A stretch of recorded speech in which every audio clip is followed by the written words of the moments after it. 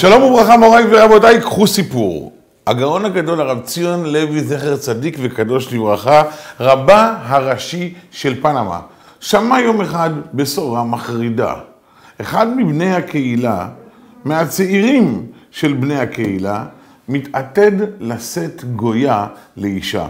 הוא הזדעזע, הוא קרא לו לשיחה, ניסה לשכנע אותו בטוב וברע, והבחור עקשן, הוא הולך להתחתן עם אותה גויה.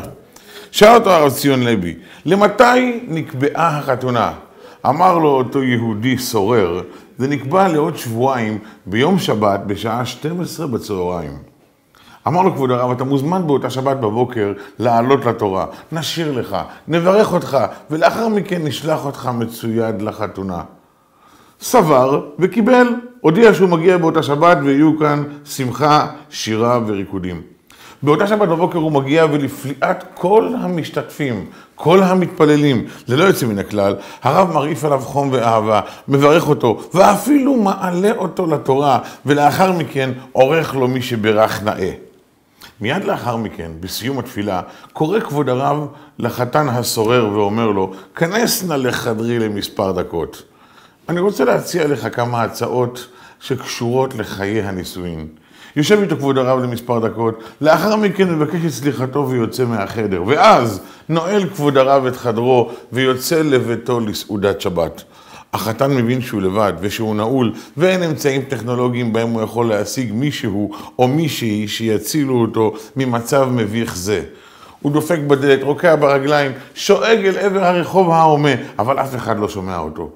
בשעה 5 אחר הצהריים חוזר הרב ציון לוי, פותח את החדר ומתנצל מקרב לב על כך שהשאיר אותו כלוא בחדרו. החתן רץ לכנסייה, מוצא את הכלה ואת הכומר אחרונים, נוזפים בו, צועקים עליו, ובאותו רגע החתונה מתבטלת. מספר חודשים לאחר מכן היה הרב ציון לוי מלווה במשמר, כי היו איומים קשים וכבדים על חייו, גם מצד משפחת החתן וגם מצד משפחת הכלה. כל אחד מאיתנו שואל את הרב ציון לוי, מה לך ולצרה הזו? למה אתה צריך להתנזק ולהישמר כל כך בשביל יהודי שלא רוצה לקיים את צו דתו? אבל השאלה הזו לא נכונה לגבי הרב ציון לוי, כי מבחינת הרב ציון מדובר כאן בבן שלי, ואם זה היה הבן שלך, היית גם אתה נלחם למענו. מה שחסר לנו באהבת ישראל הוא לחוש כל אחד מהסובבים אותנו בתור אח, בתור בן, בתור האדם שלעולם, אבל לעולם לא נסכים לוותר עליו. ורק מי שיזכה לעשות זאת, יזכה לאהבת ישראל אמיתית ומושלמת. ברוכים תהיו.